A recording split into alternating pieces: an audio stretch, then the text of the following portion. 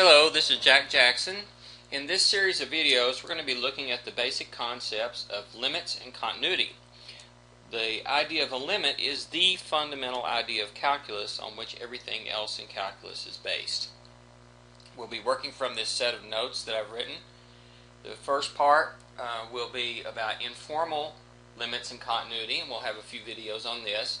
We'll start with an introduction, then we'll talk specifically about how we informally define limits of a function as x approaches a constant. Then we'll also talk about one-sided limits, limits that go to infinity, limits as the output goes to infinity, and limits as the input goes to infinity. We'll talk about continuity, and then we'll have a video on limits and discontinuities from a graph, and then limits from a table, and then some things with limits from a formula. And then in part 2, we'll go on to talk about some things about formally how we look at limits and continuity. So in this, the first video of this series, in part 1, informal limits and continuity, we'll start with our introduction. The fundamental concept that provides the foundation for calculus is the concept of a limit. All of calculus is derived by taking pre-calculus concepts and applying the limit concept to these pre-calculus concepts.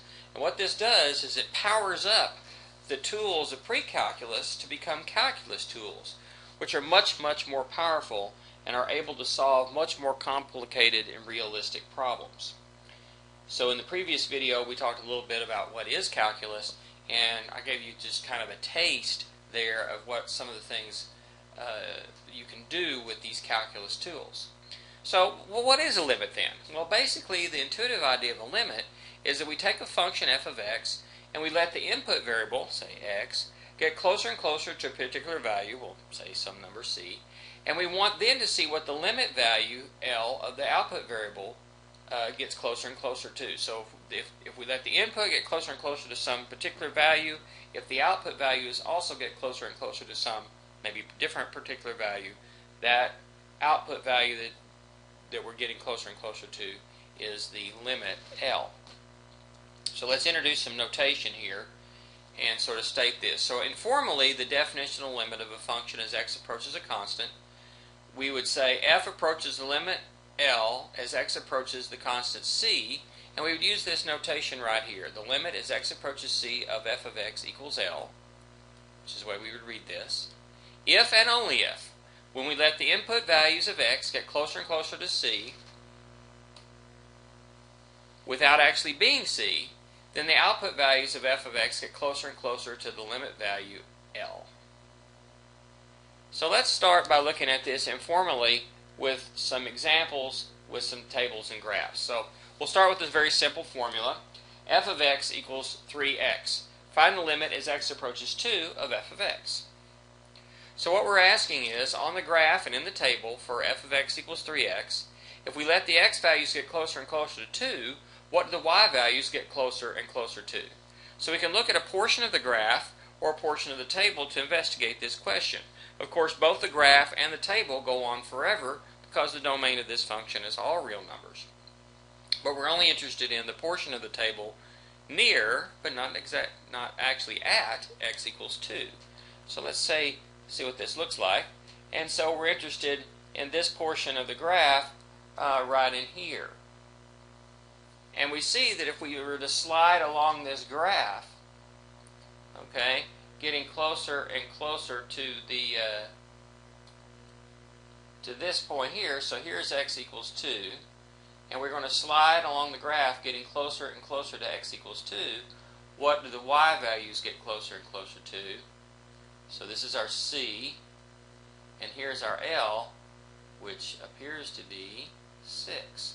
So what we're really doing is we're sliding along this function, along the graph, and notice we're getting closer and closer to the point 2, 6. And in fact, in this example, 2, 6 is actually a point on the graph, okay, which I have a big black dot there for it. So this is what we call a continuous function because the function value exists and it's the same as the limit. Okay? Now what would this look like in the table? we're interested in x values getting closer and closer to 2, both from above and from below, in other words, from the left and from the right. So coming in from the left, we might start at maybe at 1 and then go to 1.5 and then even closer, 1.9 and even closer, 1.99, or even closer still, 1.9999999. But we don't actually go all the way to 2. That would be, and we would see what the y values get closer and closer to. For the ones I have here in the table, the y values go 3 and then 4.5 and 5.7 and 5.97. We might need to investigate a few more points here to see that the y values are getting closer and closer to 6 there. As you go in from the right side, we're looking at values to the right of 2, like 3, but maybe closer still, like 2.5 or 2.1 or 2.01, getting closer and closer to 2. And we see that the y values then are 9, 7.5, 6.3, 6.03, and they're getting closer and closer to 3. Notice that the limit doesn't actually see what happens when x actually is 2, but when it's getting closer and closer to 2. Of course, in this particular case, since this is a continuous function, what happens actually at x equals 2 is the same as the limit value. We get the point 2, 3. So, whether we look at the graph or we look at the table, we're examining points where x values are closer and closer to 2. We're getting closer and closer to the point 2, 6 in the table or in the graph. And so we say that the limit as x approaches 2 of 3x equals 6. The limit of 3x as x approaches 2 is equal to 6, or the limit as x approaches 2 of 3x equals 6. You can say it in either order. Okay, and so as I said, this isn't actually a continuous function. We'll talk a little bit more about that here in just a bit. Okay, well that one was pretty, maybe uninteresting because, we already know about continuous functions. This was just a point on the graph. We could kind of explain what's happening there kind of with pre-calculus. But let's look at another example here where the limit concept maybe is a little bit more important. Okay, so let's take this and let's look at this function. F of x equals x to the 0, and we want to find the limit as x approaches 0 of f of x. Now, before we get very far into this, let's remember a few things about exponents. Remember, x to the 0 power is 1 for any value of x except for x equals 0. We're going to elaborate on that 0 to the 0 here just a little bit more. 0 to the x power is 0 for any positive power x. But if you have a negative power x, remember that makes you do a reciprocal. So, for example, 0 to the negative 1 is 1 over 0, but dividing by 0 is undefined. Okay? And we'll talk a little bit more about that here in just a minute. But we cannot divide by 0. So, putting in a negative power, 0 to negative power, like that, is equivalent to dividing by 0, so that's undefined. Now, if you look at these two rules, the first rule would seem to indicate that we could let 0 to the 0 power be 1. Might make some sense if we use that rule. But the second rule says 0 to the 0 power is 0. Those two rules don't really match up if we allowed them to work for x equals 0. And because of this, we say that this is 0 to the 0 is indeterminate. We can't really pin it down to one really good value that would make sense in all cases. And so, because of this, we leave it undefined. In other words, 0 to the 0 does not exist. Now, if you need a little bit more review on exponent properties, I suggest you look to one of my videos there, or I actually have a series of videos on the YouTube channel in the playlist Algebra Unit 4, Exponents, Radicals, and Power Functions. And if you need to review those concepts, there's a link to it there, but you could find it in that playlist. Now let's look at another function here. G of x equals x divided by x. Now remember, let's just talk about division just a minute. What does it mean to say 6 divided by 2? Well, we know 6 divided by 2 is 3 because 3 is the only solution to 2 times x equals 6. So 2 times 3 is equal to 6, or 3 times 2 equals 6. We would interpret 2 times 3 equals 6 to be 3 plus 3 equals 6. 2 groups of 3 added together equals 6. 3 times 2 equals 6 because 3 groups of 2 added together equals 6. That is 2 plus 2 plus 2 equals 6. So when we're dividing, we're just reversing this. We're saying either we're taking 6 items, we're putting them into 2 groups of equal size, and we see that there are 3 items per group. Or we're making groups of size 2, and we're seeing how many of those we can get out of a group of 6 objects, and the answer is 3 groups of size 2. So either way, those are reverses of the 2 different possible multiplications.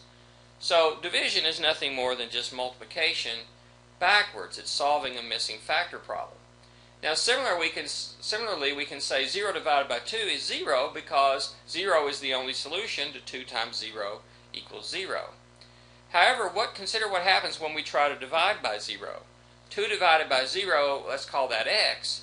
Well, what we need then is x needs to be a solution to x times 0, or 0 times x, equals 2. But wait a minute, 0 times anything is 0, so there is no solution to that equation. So nothing works in the related multiplication here, so dividing by a non-zero number by 0 is undefined. Now consider what happens when we try to divide 0 by 0. 0 divided by 0 equals x must be a solution to 0 times x equals 0. But here, any real number you put times 0, or 0 times x, for any real number x, will be 0. So it has infinitely many solutions to that equation 0 times x equals 0. So potentially 0 divided by 0 could be anything. So again, this is indeterminate form. So both 0 divided by 0 and 0 to the 0 power are indeterminate, and they are undefined. So either way you go, division by 0 is undefined in either case. So in fact, what happens when you take anything else and you do x divided by x? Well, you get 1. When you take 0 to the 0 power, what do you get? Well, you get 1 unless x is 0. If you have x divided by x, what do you get? You get 1 unless x is 0. So in fact, both of these two functions are exactly the same thing.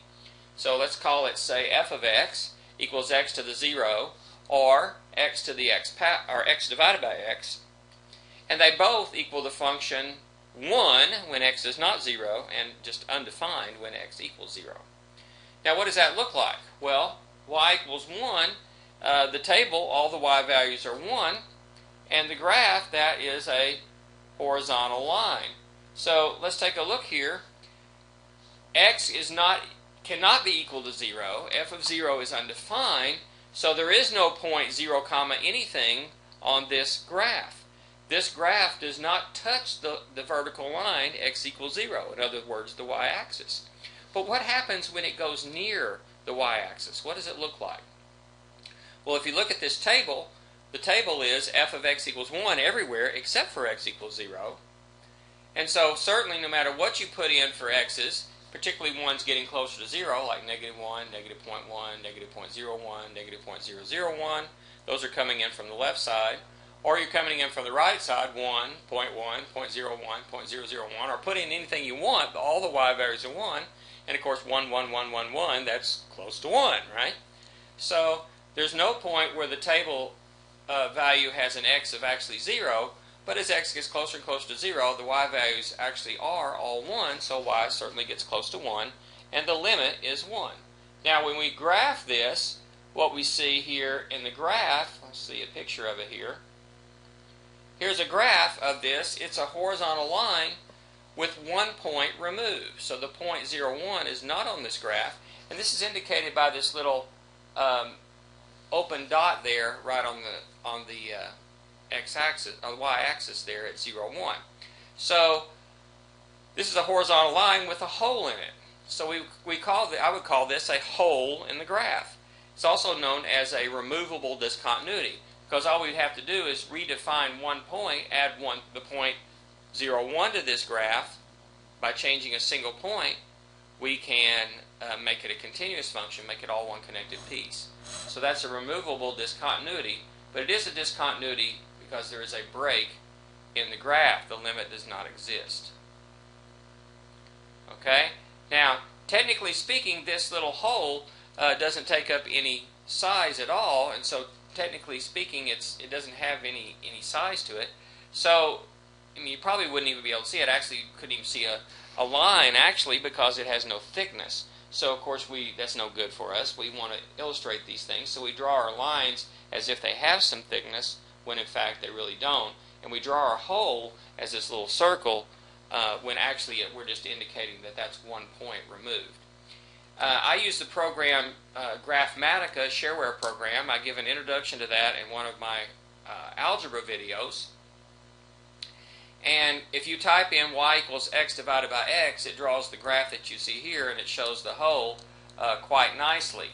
On the other hand, if you graph y equals x to the 0 power, it does not show the hole there. If you do this on a graphing calculator, most likely you will not see the hole in the graph, but you may see it in the table because you'll see 0, comma, error, or 0, comma, undefined, something like that, showing that that point is not there.